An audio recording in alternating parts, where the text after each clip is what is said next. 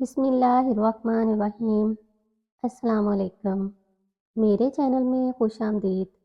تو چلیے شروع کرتے ہیں آج کی کہانی۔ عادل کالج کے زمانے میں مجھے ملا تھا۔ امی سے ذکر کیا تو انہوں نے مجھے کالج سے ہی ہٹا لیا۔ اپنی دانست میں انہوں نے اپنی اکھڑ اور نادان بیٹی کو نوخیز عمر میں ایک بڑی غلطی سے بچا لیا تھا، اور میں عرصہ تک سوچتی رہی کہ ممکن ہے وہی میری منزل ثابت ہوتا۔ بہرحال اب تو نہ منزل سامنے تھی اور نہ منزل کا نشان۔ وقت گزرتا رہا اور میں چپکے چپکے سرکتی عمر کے متعلق سوچتی اور کڑھتی رہی۔ اس سوچ نے روز بے روز میری سنجیدگی میں اضافہ کر دیا۔ جبکہ چہرے پر شادابی اور لبوں پر مسکراہٹ ہی تو انسان کو پرکشش بناتی ہے، مگر میں کسی اور ہی فکر کا شکار تھی۔ وقت نے کروٹ لی اور ماں کا انتظار ختم ہوا۔ خدا خدا کر کے ہمارے مقبرے جیسے گھر میں بھی کوئی امیدوں کے چراغ جلانے والا داخل ہوا۔ مہروز خان نے میری سنجیدگی سے متاثر ہو کر میرا رشتہ بھجوایا۔ ہمارے دور کے رشتہ دار ہوتے تھے، اس رشتے کو فوراً منظور کر لیا گیا، کیونکہ مہروز میں بجز اس کے اور کیا کمی تھی کہ یہ ان کی دوسری شادی تھی۔ وہ نامی گرامی وکیل تھے، اچھی پریکٹس تھی، صاف ستھرا بنگلہ، 2 کاریں اور زندگی کی ہر آسائش سامان موجود تھا۔ شکل واجبی تھی تو میں کون سی حسن کی پری تھی۔ شادی اتنی دھوم دھام سے ہوئی کہ لوگوں نے دانتوں میں انگلیاں داب لیں۔ دلہن بن کر جب مہروز خان کے گھر آئی تو انہوں نے ان الفاظ میں میرا خیر مقدم کیا: رقیہ، میری کوشش رہے گی کہ تم کو کوئی تکلیف نہ ہو، مگر میری پہلی بیوی کے بارے میں بھی کوئی سوال مت کرنا۔ میرے دل کے زخم کو چھیڑنے کی کوشش نہ کرنا، ورنہ یہ راز تمہارے لیے بھی غم کا باعث ہوگا۔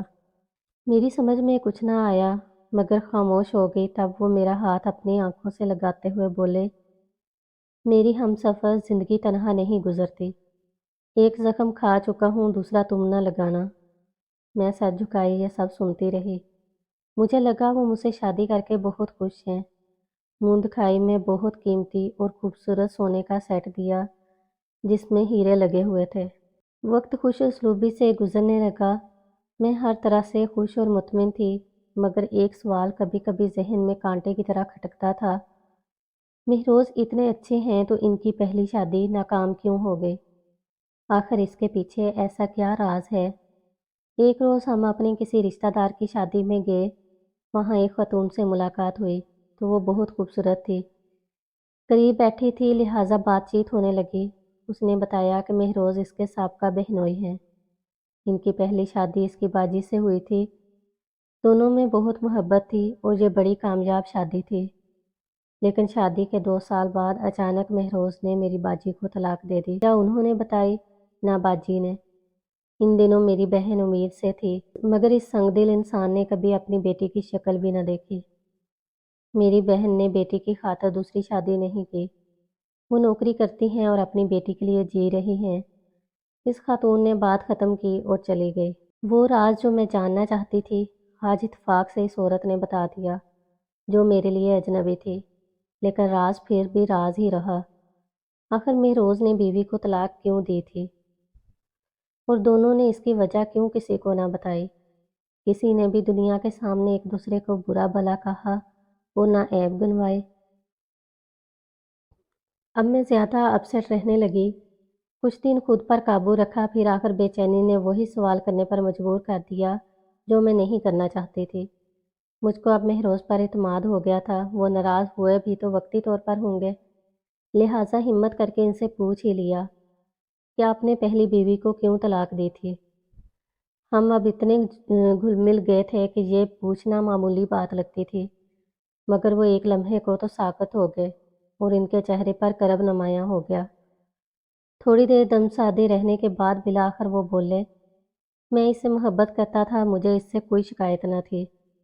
طلاق دیتے وقت بھی دلی تکلیف ہوئی تھی، لیکن یہ کہہ کر چپ ہو گئے۔ میں بے چینی سے ان کا منہ تک رہی تھی۔ بتا بھی دیجیے، کیا اس نے خود طلاق مانگی نہیں تھی؟ اس کے تو وہم و گمان میں بھی نہ تھا کہ میں اچانک اس کو ایسا مستثناؤں گا۔ اس نے تو مجھے خوشخبری سنائی تھی، جس کے سبب میں نے اسے طلاق دے دی۔ बहरहाल जो होना था हो गया, वजह तुमको कभी ना कभी मालूम हो ही जाएगी, फिक्र मत करो। ये राज भी किसी रोज़ खुल ही जाएगा। मैंने जान लिया कि मज़ीद असरार करना इनके ज़ख्म को ढेरना है, क्योंकि इनका चेहरा बता रहा था कि वो नाराज़ है। लिहाजा इस वक्त खामोशी में ही आफियत जानी थी। तभी उन्होंने कहा, अपना दिल छोटा मत करो, एक न एक दिन तुम जान लोगी। मेरी कम नसीबी को जानने में ज़्यादा वक्त नहीं लगेगा। उन्होंने ये बात कुछ इस तरह बेबसी से कही कि मैं शर्म से पानी पानी हो गई। इतनी मोहब्बत करने वाले शौहर को मैं क्यों अज़ियत देना चाहती थी? इतनी मोहब्बत करने वाले शौहर को मैं कोई अज़ियत देना ना चाहती थी। खुद से वादा कर लिया कि कभी भूल कर भी ऐसा सवाल पूछकर उन्हें आजमाइश में न डालूंगी। अरसे तक खामोश रही। शादी को 5 बरस गुजर गए, मगर मेरे अंदर के फितरी हिस्स ने चैन न लेने दिया। घर में पड़ा पुराना सामान खोल खोल कर देखना शुरू कर दिया। जब वक्त मिलता तो इनकी किताबों की अलमारियां छानती। बिला आखिर मुझे एक फ़ाइल से एक तस्वीर मिल गई जो इनकी शादी के अव्वल दिन की थी। दुल्हन इतनी खूबसूरत थी कि मैं महबूत होकर रह गई। या अल्लाह, ऐसी हसीन लड़की जिसका हुस्न हूरों को शर्माए। वो इससे मोहब्बत करते थे जिसके लिए अब भी उदास रहते हैं। क्यों कर इसको तलाक दे दी, गुस्से में या किसी शक के बिना पर। लेकिन कभी भी इस पर कोई इल्ज़ाम न लगाया, न इसकी बेवफाई के बारे में ज़बान खोली। मेरे दिल में हलचल मच गई और मैं सोच सोच कर बीमार हो गई। एक रोज़ महरोज़ ने मेरे चेहरे को बहुत गौर से देखा। फिर बोले, तुम रोज़ बेरोज़ मुरझाई जाती हो, चलो मैं तुमको किसी डॉक्टर को दिखा दूँ। मैं बीमार नहीं हूँ, घर में बहुत तन्हाई महसूस करती हूँ। आप सुबह कोर्ट चले जाते हैं और तमाम दिन मसरूफ़ रहते हैं, शाम को भी आराम नहीं कर पाते। कभी केस की तैयारी तो कभी मोकलों से सर खपाना। मैं आपकी मुंतज़िर रहती हूँ, आपके पास वक्त नहीं, मैं बात किससे करूँ। कहने लगे, ऐसा करो, कुछ दिन के लिए मेके चली जाओ, वहाँ तुम्हारे बहन भाई हैं, अम्मी भांजे भतीजे, तुम्हारा दिल लग जाएगा। जब तक जी चाहे रहना, फिर घर आ जाना। मैंने तुमको कभी मेके जाने से मना नहीं किया। मेरा दिल नहीं करता अपना घर छोड़कर कहीं जाऊं। मुझे अपने घर से मोहब्बत है, यहाँ ही सुकून मिलता है। ठीक है, वो बोले, लेकिन इंसान को कभी कभार भीड़ भाड़ में रहना अच्छा लगता है। तैयार हो जाओ, मैं खुद तुमको अम्मा के पास छोड़ आता हूँ। महरोज के इस रात पर मैं मेके आ गई। अम्मी ने भी कहा, अब तुम बीमार नजर आ रही हो, सच बताओ क्या बात है। तुम शोहर के साथ खुश तो हो? हाँ हाँ, मैं इनके साथ बहुत खुश हूँ, वो बहुत अच्छे हैं। लेकिन मुझे अब तन्हाई महसूस होने लगी है। मैंने तो तुमसे पहले भी कई बार कहा है कि तुम किसी अच्छी डॉक्टर से इलाज कराओ। शादी को 6 साल होने वाले हैं और अभी तक तुम्हारी गोद हरी नहीं हुई। तन्हाई तो महसूस होगी अम्मी, जब मेरे शोहर को इस बारे में फिक्र नहीं, फिर मुझे क्यों हो। उन्होंने तो एक बार भी नहीं कहा कि हमारे यहाँ औलाद की कमी है, बल्कि मैंने 1-2 बार कहा तो बोले, औलाद अल्लाह का माल होती है, वो जब चाहे दे दे, मायूस ना रहा करो, अल्लाह ने चाहा तो हो जाएगी। अम्मी खामोश हो गई। महरोज हर हफ्ते आते, सुबह से शाम तक मेरे साथ रहते, कहते, सोचा मत करो, खुश रहा करो। देखो, यहाँ आकर तुम्हारी सेहत पहले से बेहतर हो गई है। वाकई अम्मी की तवज्जो और देखभाल से मैं बहल गई थी और अब मेरा दिल इनके घर में लगने लगा था। घर आती चंद रोज बाद जी चाहता फिर से माँ के पास चली जाऊँ। मुझे अब बंगला, कारें, ज़मीनें सब बुरे लगते, क्योंकि महरोज की मसरूफियत खुलती और तन्हाई कलेजा खाने लगती। ये बात उन्होंने भी महसूस कर ली थी, इसलिए वो खुद मुझे अम्मी के पास छोड़ जाते और कभी कोई रोक टोक ना करते। ना बदजन होते, बल्कि इनकी मोहब्बत में इजाफा ही होता जाता था। मैं भी इनसे मोहब्बत करती थी, मगर अब मेरा दिल इनके साथ खुश ना होता था, क्योंकि इनकी खामोशी ने मुझे डस लिया था। जिन दिनों मैं इस उलझन में गिरफ्तार थी, अम्मी मुझे एक लेडी डॉक्टर के पास ले गई। इसने कुछ दवाइयाँ दी और कहा कि आप शायद सोचती बहुत हैं, किसी बात की टेंशन ना लिया करें और खुश रहा करें। आप सेहतमंद हैं और इंशाल्लाह औलाद भी ज़रूर होगी। 1 माह बाद अम्मी ने इसरार किया कि मैं फिर से डॉक्टर के पास जाऊं और इलाज पूरा कराऊं, ताकि कोई कमी पेशी ना रहे। जिस रोज़ मैंने डॉक्टर से अपॉइंटमेंट लिया था, इस दिन अम्मी की तबीयत नासाज हो गई। वो बोली, बहन को फ़ोन करके बुलवा लो और इसके साथ चली जाओ। बहन को फ़ोन किया तो वो बोली, तुम्हारे बहनोई के मेहमान आने वाले हैं, मैं नहीं आ सकती, तुम यहीं आ जाओ, फारिग होकर साथ चली जाऊंगी। मैं इनके घर जा पहुंची और दावत का खाना बनवाने में मदद की और बहन के साथ खाने की मेज़ लगा दी। جب بہنوئی صاحب اور ان کے مہمان نے کھانا کھا لیا اور ڈرائنگ روم میں چلے گئے، جب میں نے بہن سے کہا کہ بھائی صاحب کے مہمان تو ابھی بیٹھے ہیں، جانے کب جائیں؟ ڈاکٹر کے پاس جانے کا وقت ہو چلا ہے۔ اس دن میں ڈاکٹر کی طرف جانا نہیں چاہتی تھی، مگر اماں کے ڈر سے جانا تھا۔ بہن تیار ہونے لگی، اتنے میں بہنوئی اندر آئے تو انہیں ہم نے اس اسپتال جانے کا بتایا تو کہنے لگے، میرا دوست عادل ادھر ہی جا رہا ہے، وہ تم کو کلینک پر ڈراپ کر دے گا۔ بہن تیار ہوئی، انہوں نے برقع لیا اور میں نے چادر اوڑھ لی۔ کار میں بیٹھتے ہوئے میری نظر ڈرائیونگ سیٹ پر بیٹھے شخص پر پڑی اور میرے بدن میں برقی لہر دوڑ گئی۔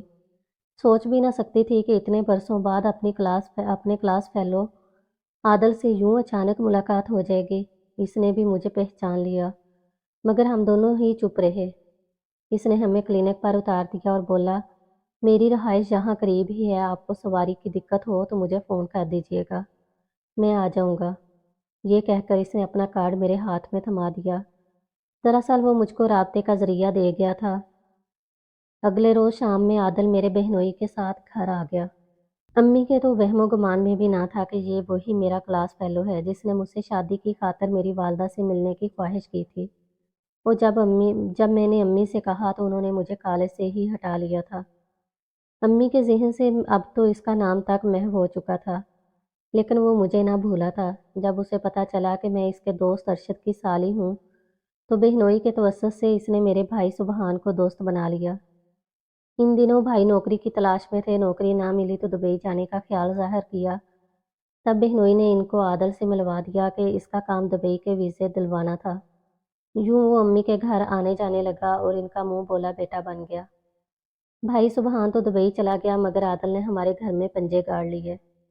امی سے کہا کہ میں تو دبئی ہوتا ہوں، وقتاً فوقتاً یہاں آنا جانا رہتا ہے، کبھی کبھی ہوٹل میں اور کبھی کسی دوست کے پاس ٹھہر جاتا ہوں۔ اس پر میری ماں نے کہا، بیٹا تم یہاں رہ لیا کرو، کہیں اور ٹھہرنے کی کیا ضرورت ہے۔ دراصل امی چھوٹے بیٹے کے لیے بھی دبئی کے ویزے کی توقع کر رہی تھی۔ وہ سبحان بھائی کی وجہ سے بھی عادل کی احسان مند تھی۔ مجھے اپنے شوہر میں روز خان سے محبت تھی۔ میں بے وفائی کو گناہ سمجھتی تھی اور عادل نے بھی ایسا کوئی اشارہ نہ دیا تھا جس سے مجھے گمان ہوتا کہ وہ ماضی کے رشتے کو پھر سے استوار کرنا چاہتا ہے۔ ہمارے درمیان محبت کا کوئی کھیل تو چلا ہی نہیں تھا۔ جب اس نے محض پسندیدگی کا اظہار اور شادی کا عندیہ دیا تھا، میں نے امی کو بتایا تو انہوں نے اس بات کو کسی اور رنگ میں لیا اور خوفزدہ ہو کر مجھے کالج سے ہی ہٹا لیا۔ بس اتنی سی کہانی تھی جو ختم ہو گئی۔ وہ امی کے پاس آتا تو مجھ سے بھی باتیں کرتا۔ نہیں معلوم کہ اس کے دل میں کیا تھا۔ اس نے امی کو بتایا تھا کہ اس کی شادی دبئی میں ایک عربی کی بیٹی سے ہوئی تھی، لیکن کچھ ماہ بعد طلاق ہو گئی۔ میں اس کے سوا کوئی اور بات اس کے بارے میں نہ جان سکی اور نہ ہی جاننے کی صحیح کی، کیونکہ مجھے اس سے اب کوئی لینا دینا نہیں تھا۔ اس بات زیادہ دن میکے رہنے سے امی کو فکر ہونے لگی، بولی، اب تم اپنے گھر چلی جاؤ تو بہتر ہے۔ ان کے کہنے پر میں نے گھر جانے کی تیاری کر لی۔ امی مجھے چھوڑنے جا رہی تھی، انہوں نے محلے کے ایک لڑکے سے رکشہ منگوایا۔ اسی وقت عادل آ گیا اور بولا، ماں رکشہ کیوں؟ کیا آپ مجھے غیر سمجھتی ہیں؟ میں آپ کو چھوڑ آتا ہوں، گاڑی ہے میرے پاس۔ میں نے منع کرنا چاہا تو بولا، رقیہ آپ کی والدہ دل کی مریضہ ہیں، رکشے میں ان کو تکلیف ہوگی، میں آپ لوگوں کو پہنچا دوں گا، اس میں کیا قباحت ہے۔ اس نے کچھ اس طرح کہا کہ میں خاموش ہو گئی اور اس نے ہمیں میرے گھر کے دروازے پر پہنچا دیا۔ امی مجھے گیٹ پر چھوڑ کر عادل کے ہمراہ واپس لوٹ گئیں۔ مہروز کوٹ گئے ہوئے تھے، شام کو آئے تو مجھے دیکھ کر بہت خوش ہوئے، بولے، میں کچھ دنوں سے ایک کیس کی پیروی میں الجھا ہوا ہوں، سوچا تھا تو اتوار کو لینے چلا جاؤں گا، لیکن تم خود آ گئی، یہ بہت اچھا ہو گیا۔ کیا رکشے پر آئی ہو؟ نہیں، امی خود چھوڑ کر گئی ہیں۔ دراصل ان کی طبیعت ٹھیک نہ تھی، اس لیے وہ رکی نہیں۔ ہم رکشے پر نہیں آئے، ارشد بھائی کے ایک دوست امی کی طبیعت پوچھنے آ گئے تھے، انہوں نے ہی ہمیں اپنی گاڑی میں ڈراپ کیا ہے۔ اس بات کا مہروز نے کوئی نوٹس نہ لیا، بلکہ کہا کہ آنٹی کی طبیعت خراب تھی، اچھا ہے کہ تم لوگ گاڑی میں آئے۔ مہروز میں یہ خوبی بہت بڑی تھی، وہ بھی کسی کے بارے میں غلط نہیں سوچتے تھے، مجھ پر کبھی بھی کوئی پابندی نہیں لگائی۔ وہ کافی عرصہ ہمارے محلے میں رہ چکے تھے اور امی پر بھی انہیں پورا بھروسہ تھا۔ مجھے گھر آئے ہفتہ ہوا ہوگا کہ اچانک عادل کا فون آ گیا، رقیہ سبحان نے دبئی سے کچھ سامان بھجوایا ہے، میرا دوست جو پاکستان آ رہا ہے وہ سامان دینے آنٹی کے پاس گیا تھا۔ وہ سبحان کا خط اور اس کا بھیجا ہوا سامان دیکھ کر بہت خوش تھی کہ اچانک ان کی طبیعت خراب ہو گئی، ان کو ہاسپٹل داخل کرانا پڑا۔ मैं सुबह से इनके पास हूँ, अगर आना चाहो तो अभी आ जाओ, मैं तुमको लेने आ जाता हूँ। मैंने फ़ोन बंद करके महरोज़ को कॉल की। वो बोले मैं कोर्ट से फ़ारिग होकर तुमको फ़ोन करता हूँ। तुम चाहो तो अभी हॉस्पिटल चली जाओ, मुमकिन है तुम्हारी वालदा को इस वक़्त तुम्हारी ज़रूरत हो।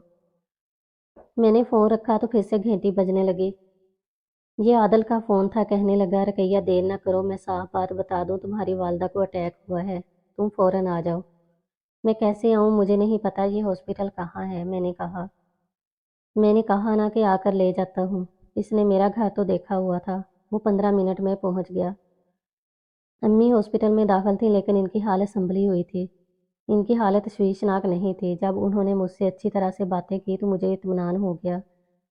महरोज़ को फ़ोन करके बताया कि अम्मी की हालत अब इत्मीनान बख्श है, आप काम छोड़कर मत आइए। शाम को घर आएंगे तो मैं आपके साथ दोबारा हॉस्पिटल आ जाऊंगी। अब अरूज आ गई है, मैं घर वापस आ रही हूँ, जैसे तुम्हारी मर्ज़ी। ये कहकर उन्होंने फ़ोन काट दिया। मुझे आदल ने ड्रॉप किया और अपनी रहायशगाह चला गया। रात को मैं दोबारा महरोज़ के साथ हॉस्पिटल आई। थोड़ी देर ठहरने के बाद वो अम्मी के पास छोड़कर चले गए। रात मैंने माँ के पास जाकर गुजार दी। अगली सुबह महरोज़ की अहम पेशी थी। उन्हें लाजमन अदालत जाना था, लिहाजा वो कोर्ट चले गए और मुझे वहाँ से फ़ोन कर दिया कि तुम घर आ जाना, फ़िलहाल मैं मसरूफ़ हूँ। अब मैं घर जाने की सोच रही थी कि आदल आ गया। अम्मी की खैरियत पूछी, फिर मुझसे कहा अगर तुमको घर जाना है तो तुम्हें ड्रॉप कर देता हूँ। यूँ मैं इसकी गाड़ी में बैठ गई। अम्मी के बारे में सोचती जा रही थी और आंखें बंद हुई जा रही थी। नींद से झपकी आ गई थी। गाड़ी रुकी, आंख खुली तो देखा ये मेरे घर का गेट नहीं था। आदल बोला, रकैया सॉरी, मुझे यहाँ से अपना पासपोर्ट उठाना है। तुम्हें जहमत तो होगी, मैं अंदर जाकर पासपोर्ट उठा लूँ, कोई बात नहीं। मैं गाड़ी में बैठी हूँ, तुम 2 मिनट के लिए उतर आओ। दरअसल ये गाड़ी मेरे दोस्त की है, गिराज में दूसरी गाड़ी है, इसमें बैठो, मैं तब तक पासपोर्ट ले लूँ। मैं बिला झिझक इस गाड़ी से उतर गई थी। गेट खुला और एक शख्स बाहर निकला। आदल ने कहा, ड्राइवर ये गाड़ी शफी को दे आओ। गेट खुला था। गिराज में खड़ी गाड़ी नजर आ रही थी। आदल ने मुझसे कहा कि मुझे पासपोर्ट नहीं मिल रहा जब तक तुम चाय पी लो। मैंने कमरे में झांका। वो अलमारी में रखी चीज़ें टटोल रहा था और मेज़ पर गरम गरम चाय की प्याली धरी थी।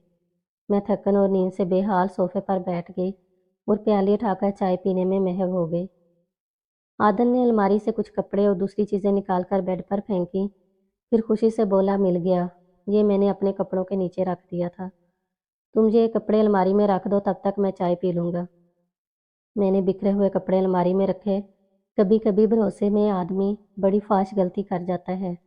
वो जब पलटी तो आदल कमरे का दरवाज़ा बंद कर चुका था। कभी कभी भरोसे में आदमी बड़ी फाश गलती कर जाता है और उसे खबर भी नहीं होती कि अगले की नीयत क्या है। मैं लुटी हुई रोती धोती अपने घर के गेट पर उतार दी गई। आदल मुझे मेरी मंजिल पर पहुंचाकर चला गया, वो मंजिल जो अब मेरी ना रही थी। मगर फ़िलहाल मुझे इसका इल्म ना था। मैंने रो धोकर और अपने खुदा से माफ़ी मांगकर खुद को शाम तक संभाल लिया, क्योंकि ये मेरी गफलत के बायस एक ज़ालमाना सानिया हुआ था। अगले दिन आदल दुबई फ्लाई कर गया। अम्मी भी हॉस्पिटल में थी। अब ये बात किसी को बताने से क्या हासिल था। 2 माह गुजर गए। दिल के अंदर एक सबकी दबी रहती थी, जिसकी आवाज़ मेरे सिवा कोई दूसरा नहीं सुन सकता था। तीसरे माह मेरे शौहर ने कहा, रकैया मैं अपने भाई के पास अमेरिका जाना चाहता हूँ, तुम चाहो तो तुम्हारा भी वीज़ा ले लो। मेरी तबीयत ठीक नहीं, मुझे लगता है कि मैं सफ़र न कर सकूँगी। क्या हुआ तुम्हें? मैं उन्हें कहना चाहती थी कि आप कहते थे ना कि अल्लाह चाहेगा तो हम भी साहिब औलाद हो जाएंगे, तो अल्लाह ने हमारी सुन ली है। लेकिन मैं इनको सरप्राइज़ देना चाहती थी, लिहाजा मैंने कहा डॉक्टर के पास चलते हैं। अगर वो कहेगी कि सफ़र पर चली जाओ तो मैं आपके साथ चलूँगी, वरना नहीं। वो मुझे डॉक्टर के पास ले गए। मैं समझ रही थी कि मेरी खुशखबरी की तस्दीक हो जाएगी तो वो बहुत खुशी का इजहार करेंगे, हम साहिब औलाद होने जा रहे हैं। मगर मालूम ना था कि डॉक्टर के पास जाते ही मेरी मंजिल खोटी हो जाएगी। जब वो घर लौटे, इनके चेहरे पर खुशी का शायबा ना था।